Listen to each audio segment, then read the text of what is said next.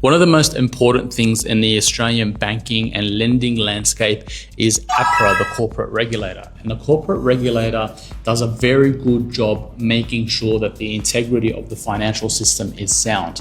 Now, APRA have come out recently and they're going to ramp this up in 2026, and they basically want to put some limitations on the amount of residential lending that's going to risky investors in Australia. Now, here's why it's important. The big four banks in Australia have a lot of exposure to residential mortgages, and a lot of that exposure could come at a risk if the corporate regulator, APRA, puts handbrakes on the lending market. It's very important for two reasons. One, it will impact the amount of residential property price growth, and that could actually give the RBA some room, potentially not to cut immediately if there's inflationary pressure, because APRA will do the RBA's job for it in limiting house price appreciation.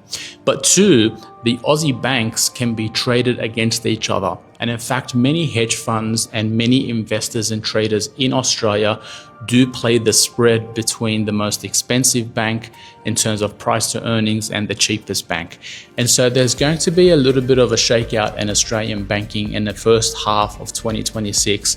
It's going to impact those who have exposure to residential mortgages and impact less those that have exposure to business lending and other types of lending. Put it on your stock watch list.